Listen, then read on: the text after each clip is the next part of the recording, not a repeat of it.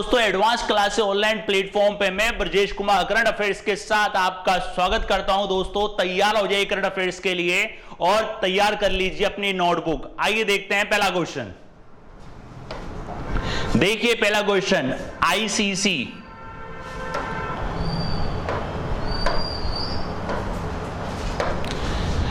ICC द्वारा ODI cricket विश्व cup में कितनी टीमों तक विस्तार किया गया है। आईसीसी आप जानते हैं इंटरनेशनल क्रिकेट काउंसिल, अंतरराष्ट्रीय क्रिकेट परिषद, और ओडीआई मतलब होता है वनडे इंटरनेशनल। इसको कहा जाता है दोस्तों वनडे इंटरनेशनल।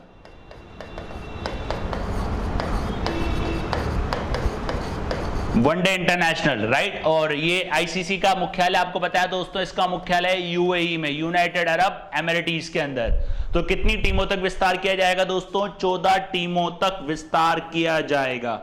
14 टीमों तक, जो 2027 और 2031 में जो वर्ल्ड कप होंगे उसमें 14 टीमों तक इसमें विस्तार किया जाएगा। और देखते हैं इसके बारे में डिटेल से।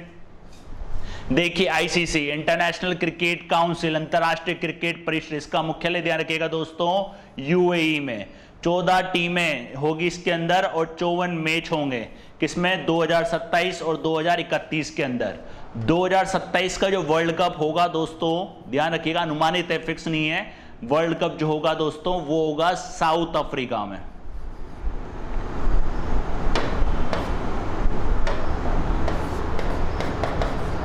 साउथ अफ्रीका में, याद रखिएगा दोस्तों, साउथ अफ्रीका में। और ये एक्सपेक्टेड है, अनुमानित है, फिक्स नहीं है, राइट। और 2019 के अंदर जो थी दोस्तों उसमें थी 10 टीमें। तो कहां हुआ था ये? इंग्लैंड और वेल्स के अंदर हुआ था 2019 का वर्ल्ड कप। और 2015 की बात करें दोस्तों, 2015 के अंदर थी 14 टीमें। ये हुआ था ऑस्ट्रेलिया और न्यूजीलैंड में, संयुक्त रूप से हुआ था, ज्वाइंट रूप से हुआ था, ध्यान रखिएगा। और वर्ल्ड कप 2023 जो होगा दोस्तों, 2023 का होगा दोस्तों इंडिया में, भारत में ये होगा, राइट। तो ध्यान रखना, 14 टीमों तक विस्तार के विस्तार करेगा आईसीसी में अंदर, और 54 मैच होंगे 2027 और 2031 के वर्ल्ड कप के अंदर। और 2023 का जो वर्ल्ड कप होगा वो होगा इंडिया में। 2019 के अंदर थी 10 टीमें और 2015 के अंदर थी 14 टीमें, राइट दोस्तों। नेक्स्ट देखते हैं। नेक्स्ट देखिए, किसे असम राइफल्स का नया महानिदेशक बनाया गया है। असम राइफल्स दोस्तों ध्यान रखना, ये उत्तर पूर्व की निगरानी करता है, नॉर्थ ईस्ट, उत्तर पूर्वी की निगरानी, नॉर्थ ईस्ट की ये निगरानी करता है। वहां पे इसका बहुत अहम रोल है उत्तर पूर्वी के अंदर। किसे असम राइफल का नया महानिदेशक बनाया गया? इनका नाम है प्रदीप चंद्रन नायर। ध्यान रखना दोस्तों, इनका नाम है प्रदीप चंद्रन नायर, जिनको असम राइफल का नया डायरेक्टर जनरल बनाया गया। ये हैं आपके, इनका नाम जो है वो है लेफ्टिनेंट जनरल प्रदीप चंद्रन नायर। याद रखना, lieutenant general Pradeep Chandran Nair, Assam rifle के नए डीजी, डायरेक्टर जनरल, राइट। और असम राइफल की स्थापना दोस्तों 1835 में हुई थी। इसका मुख्यालय है शिलोंग में। शिलोंग कहां पड़ता है दोस्तों? शिलोंग पड़ता है आपका मेघालय में। शिलोंग पड़ता है मेघालय में, याद रखिएगा दोस्तों, शिलोंग पड़ता है मेघालय में।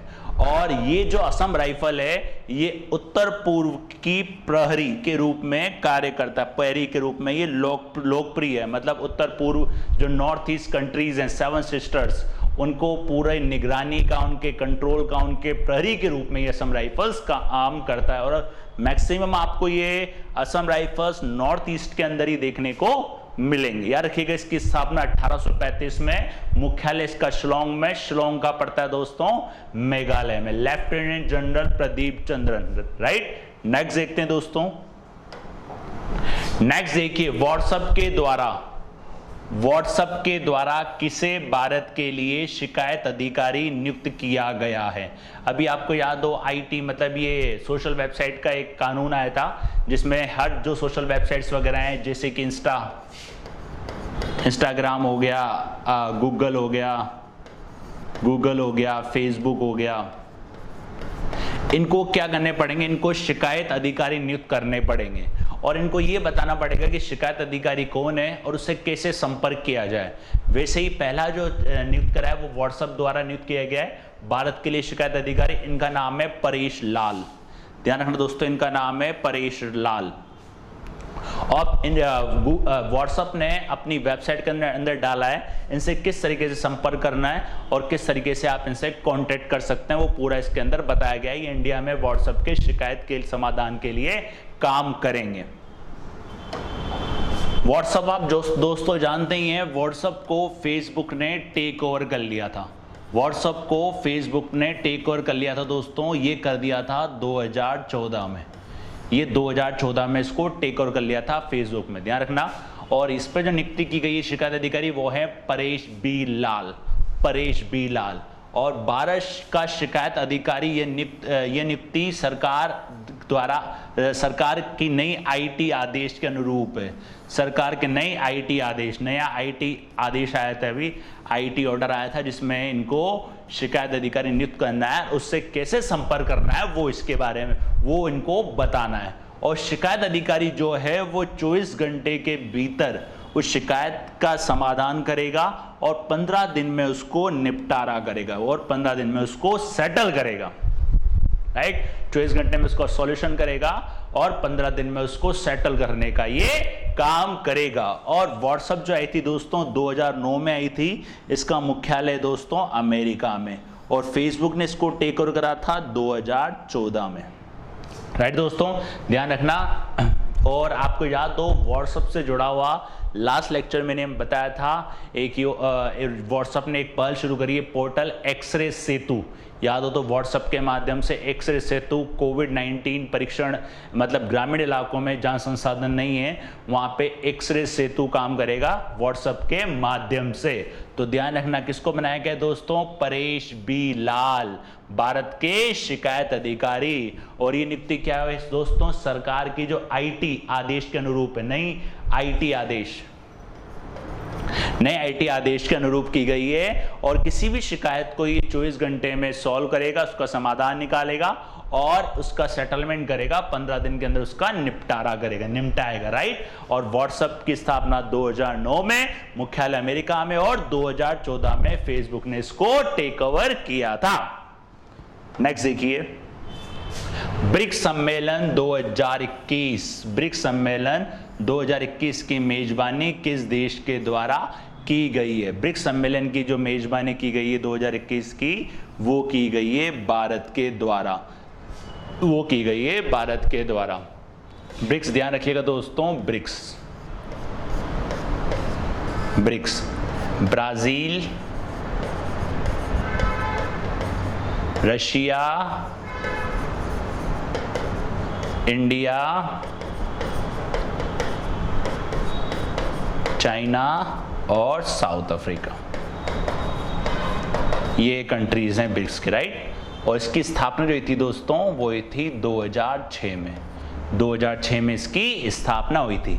अब इसकी मीटिंग कहाँ हुई दोस्तों, इंडिया में। कौन सी वाली मीटिंग हुई दोस्तों, 2021 की मीटिंग। 22 की बात करें कहाँ होगी, चाइना में। और 23 की बात करें कहाँ होगी दोस्तों, साउथ अफ्रीका में। अल्फाबेटिकली इनकी पूरी मीटिंग्स चलती हैं दोस्तों, याद रखिएगा। अब 23 के बाद फिर 24 कहाँ आ जाएगा, ब्राजील में। तो ध्यान रखना, ब्रिक्स सम्मेलन 2021 की मेजबानी किस देश ने की। और ये जो ये दोस्तों ये वर्चुअली मीटिंग हुई है, वर्चुअली इसकी बैठक हुई है और इसमें विदेश मंत्रियों ने हिस्सा लिया है, विदेश मंत्रियों ने हिस्सा लिया है।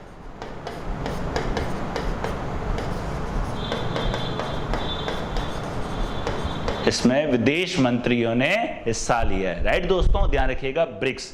नेक्स्ट इसके बारे में और देखते हैं। देखिए ब्रिक्स इंडिया 2021, 2006 में इसकी स्थापना हुई थी, सदस्य हैं इसके 5 देश और इसकी जो मीटिंग हुई थी वो भारत में। ध्यान रखिएगा दोस्तों 2006 में, Brazil, Russia, India, China, south Africa, right. तो इसकी मीटिंग जो हुई थी वर्चुअली मीटिंग हुई थी और सभी देशों के विदेश मंत्रियों ने इसमें हिस्सा लिया था। नेक्स्ट देखते हैं। नेक्स्ट देखिए, किस संगठन के द्वारा मास मीडिया के क्षेत्र में संयोग पर एक समझौते पर हस्ताक्षर किए गए हैं। दोस्तों मास मीडिया क्या होता है? मास मीडिया में आपको बता दूं, मास मीडिया क्या होता है? इंटरनेट, रेडियो,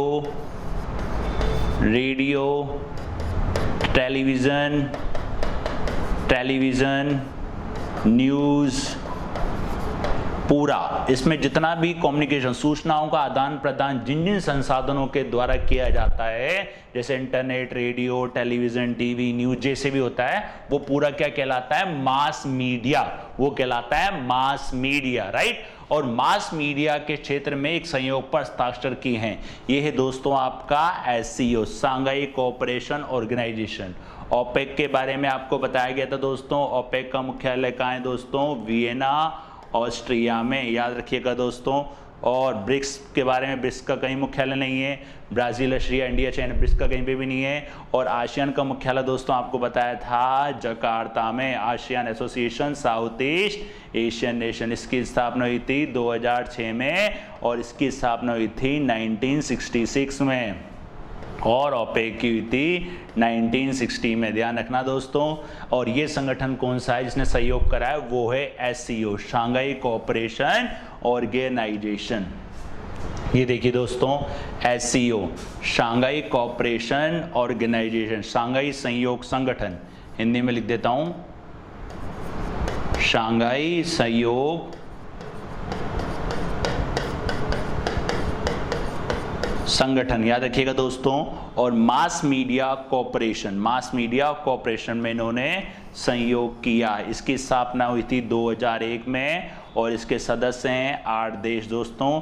8 देश, ध्यान रखना, ट्रिक से बता देता हूं आपको। वो हैं आपके ट्रक HP, थोड़ा सा आइडिया में, कोई काफी बार आ चुका ही है। अभी आपको इसके पहले भी बताया था मैंने आपको कि ये सारे एंटी टेररिस्ट के लिए एक सैन्य अभ्यास भी कर रहे हैं। T से ध्यान रखना दोस्तों, तजाकिस्तान, राइट। और R से ध्यान रखना, रशिया। और U से ध्यान रखना, उज्बेकिस्तान। और C से चाइना। K से कजाकिस्तान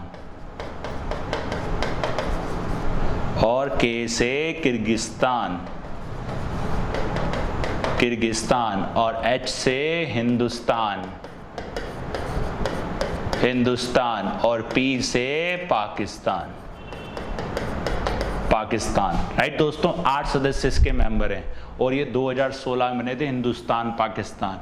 और आपको याद हो, एंटी टेररिस्ट पीस एक्सरसाइज जो होने वाली है, जो करेंगे वो ये देश मिलके करेंगे। और पहली बार ऐसा होगा, मतलब आतंक विरोधी शांति अभ्यास के अंदर हिंदुस्तान, पाकिस्तान और चाइना एक पहली बार इनमें हिस्सा लेंगे। इसके बारे में डिटेल से आपको मैंने लेक्चर के अंदर भी बताया था, राइट। नेक्स्ट देखते हैं दोस्तों। नेक्स्ट देखिए, हाल ही में चीन के द्वारा कैसे बर्ड फ्लू वायरस का पता लगाया गया है। ये जो वायरस है दोस्तों ज़्यादा गंभीर नहीं है, ये है आपका H1N3। ये वायरस है, गंभीर नहीं है। ये जो मुर्गी पालन वाले लोग होते हैं ना, मुर्गी पालन वालों को ये ज़्यादा होता है, मुर्गी पालन वालों को, पर ऐसा कोई गंभीर नहीं है। इसका पता लगा है, इसका जो पहला केस आया है वो चाइना में ही आया है। इसका जो पहला केस आया है दोस्तों वो चाइना में ही आया है। तो H1N3 ध्यान रखिएगा, H1N3 बर्ड फ्लू ह्यूमंस, और पहला केस इसका चीन में ही है। और H1N3 एवियन इन्फ्लुएंजा वायरस, ये कम रोगजनक है और कम गंभीर है, कोई इससे घबराने वाली बात नहीं है। जो मुर्गी पालन करते हैं उनको ये अधिकतर होता है, याद रखिएगा दोस्तों। जो मुर्गी पालन करते हैं उनको ये अधिकतर होता है H1N3, और ये इसका पहला केस जो है वो चाइना के अंदर आया है, राइट दोस्तों। देखिए नेक्स्ट, किस कंपनी के द्वारा पहली एशिया प्रशांत साइबर सुरक्षा परिषद की शुरुआत की गई है।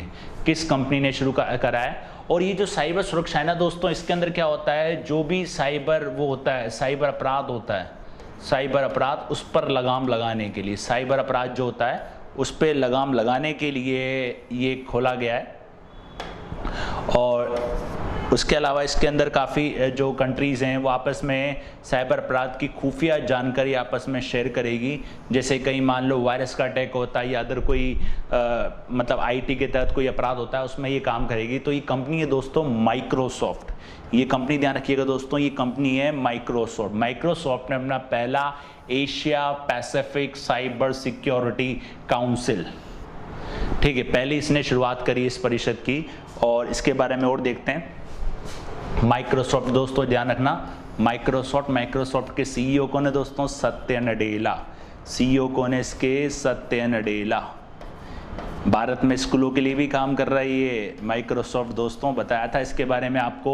अगर आपने लेक्चर्स देखे हो सारे और नोट करें हो ढंग से तो आप इसको आसानी से एक्सप्लेन कर सकते हो। देखो दोस्तों, करंट अफेयर्स कभी नई नहीं बनती, बस ये होता है उसका अपडेशन होता रहता है। और अपडेशन अगर आप एक बार कर लेते हो तो कितनी बार भी उसमें कोई भी बदलाव आता है, कोई भी नया काम होता है, वो ऑटोमेटिकली आपके माइंड में आ जाता है, बशर्ते पहले वाली जानकारी आपके पास है कि नहीं है।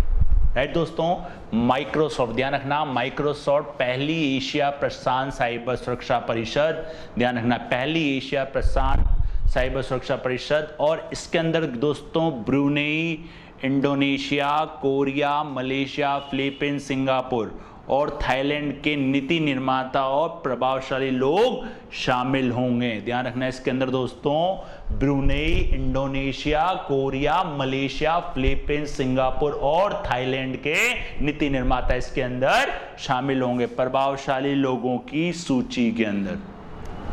और ये जो परिषद का उद्देश्य है ये है साइबर सुरक्षा में सार्वजनिक निजी भागीदारी में तेजी लाना। सार्वजनिक निजी मतलब इसके अंदर गवर्नमेंट भी काम करेगी और प्राइवेट सेक्टर भी काम करेंगे कि उस साइबर सुरक्षा पे कैसे लगाम लगाई जाए और उनको कैसे रुका जाए। देखो दोस्तों, कोरोना महामारी के दौरान जब लॉकडाउन था तो काफ़ी सारे लोग साइबर अपराध का शिकार हुए थे।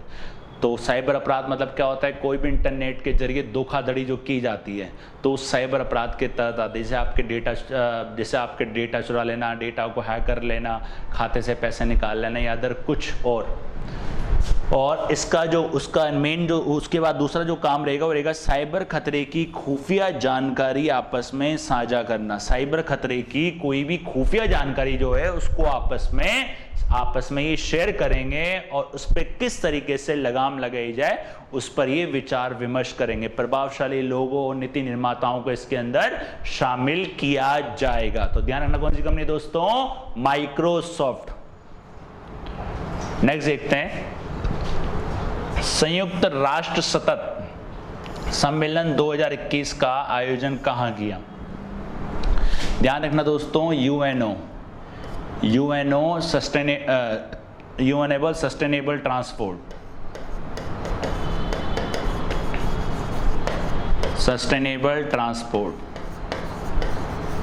समिट 2021 ये हुआ था दोस्तों आपका चाइना में किया जाएगा। ध्यान रखना ये किया जाएगा दोस्तों चाइना में। इसकी जो मेजबानी करेगा, इसको होस्ट करेगा, ये वो करेगा चाइना। ध्यान रखना सस्टेनेबल ट्रांसपोर्ट कॉन्फ्रेंस कहाँ होगी? बीजिंग चाइना के अंदर। और ये कौन सा नंबर का संस्करण है दोस्तों? ये 2nd नंबर का इसका एडिशन है। ध्यान रखना 2nd नंबर का एडिशन है और परिवहन सम्मेलन है। और ये जो कहाँ होगा? बीजिंग में। बीजिंग कहाँ पड़ता है दोस्तों? चाइना में। और इसका जो उद्देश्य है वो है दुनिया भर में स्थायी परिवहन प्राप्त करने की दिशा समाधानों पर ध्यान केंद्रित करना। स्थायी जो ये दुनिया भर में स्थायी परिवहन प्राप्त करने की दिशा के समाधानों पर ध्यान केंद्रित करना। और इसका जो पहला सम्मेलन हुआ था दोस्तों वो हुआ था तुर्कमेनिस्तान में। ध्यान रखना दोस्तों, जो पहला सम्मेलन था वो हुआ था तुर्कमेनिस्तान में 2016 में, 16-17 के आसपास हुआ था ये। अब वो आई है चीन में। दूसरा काम है दोस्तों चीन के अंदर। तो ध्यान रखना कहाँ हुआ है, बीजिंग चीन, यूएनओ के द्वारा होता है, United Nation organisation, right. Next question देखते हैं दोस्तों। नेक्स्ट क्वेश्चन देखिए, 3 ट्रिलियन रुपए मार्केट कैप, 3 ट्रिलियन रुपए मार्केट कैप हासिल करने वाली तीसरी भारतीय आईटी कंपनी कौन सी है? तीसरी भारतीय आईटी कंपनी कौन सी? ये है दोस्तों विप्रो। विप्रो आप जानते हैं दोस्तों किनकी कंपनी है, कौन है इसके संस्थापक? ध्यान रखिएगा, अजीम प्रेम जी, अजीम प्रेम जी। और भारत के सबसे बड़े दानी हैं ये, भारत के सबसे बड़े दानी।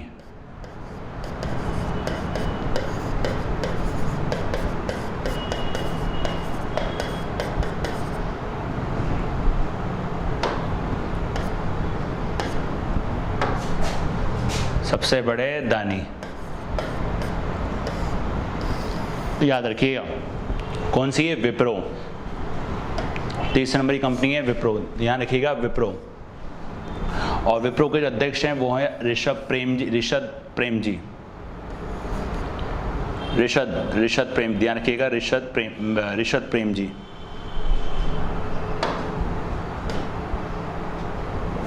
राइट। और इसका मुख्यालय दोस्तों, इसका मुख्यालय है बेंगलुरु के अंदर। इसका मुख्यालय ध्यान रखिएगा दोस्तों, इसका मुख्यालय है बेंगलुरु में।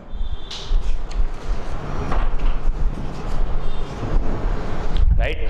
और इसमें अगर पहले नंबर की बात करें, सबसे मूल्यवान कंपनी, सबसे मूल्यवान जो कंपनी है इसमें अंदर वो है रिलायंस कैपिटल, भारत की सबसे मूल्यवान कंपनी। और दूसरे नंबर की बात करें दोस्तों, टीसीएस और एचडीएफसी दोनों संयुक्त रूप से दूसरे नंबर पर। और तीसरे पे कौन से दोस्तों? विप्रो। याद रखिएगा तीसरे नंबर पर है विप्रो। राइट। नेक्स्ट देखते हैं। नेक्स्ट देखिए, नीति आयोग के एसडीजी इंडिया इंडेक्स 2020-21 में पहले स्थान पर कौन सा राज्य? एसडीजी मतलब दोस्तों sustainable development goals, sustainable development goals.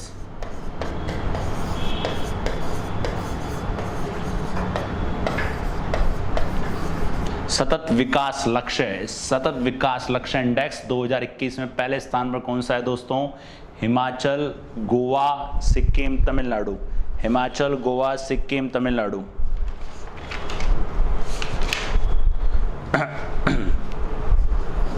इसमें सॉरी दोस्तों, इसमें जो पहले आएगा यहाँ पे आएगा केरला। गोवा की जगह आएगा यहाँ पे केरला, ध्यान रखना। सॉरी, गोवा की जगह आएगा केरला, याद रखिएगा। इसमें पहले स्थान पर है केरला। केरला ने 75 अंक हासिल करके 75 नंबर हासिल करके पहले स्थान पर है केरला। ठीक है, याद रखिएगा दोस्तों, फर्स्ट नंबर पर है केरला। और दूसरे नंबर की बात करें तो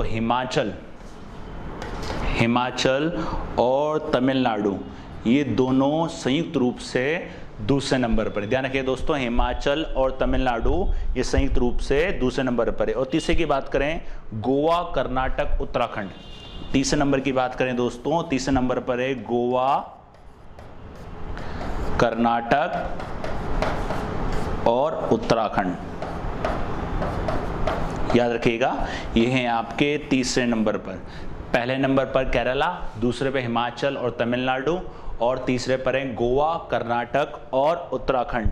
और सिक्किम की बात करें दोस्तों, सिक्किम में आपका चौथे नंबर पर, सिक्किम में आपका चौथे नंबर। अब आइए देखते हैं इसके अंदर कितने होते हैं दोस्तों। इसके अंदर लिए जाते हैं 16 लक्ष्य, 16 गोल्स को इसके अंदर शामिल किया जाता है। देखते हैं इसके बारे में। देखिए एसडीजी, इसमें एसडीजी संस्करण, ये इसका संस्करण 3rd संस्करण है। और सामाजिक, आर्थिक और पर्यावरण मापदंडों का इसके अंदर मूल्यांकन किया जाता है। सामाजिक आर्थिक मापदंडों का इसके अंदर मूल्यांकन किया जाता है। और ये जो तैयार किया जाता है इसके अंदर जो पहले नंबर पर है दोस्तों, पहले नंबर पर इसके अंदर केरला, पहले नंबर पर केरला। और दूसरा मैंने आपको बताया था जॉइंट रूप से हिमाचल और तमिलनाडु, ये लिखा हुआ है। केरला ने इसके अंदर स्कोर जो कराया वो 75 का स्कोर कराया। और नीति आयोग के द्वारा इसको तैयार किया जाता है। ये इंडेक्स कौन सा है दोस्तों? 2020 का ये इंडेक्स है। और एक राज्य की जो परफॉर्मेंस है वो ली जाती है इसके अंदर 16 गोल।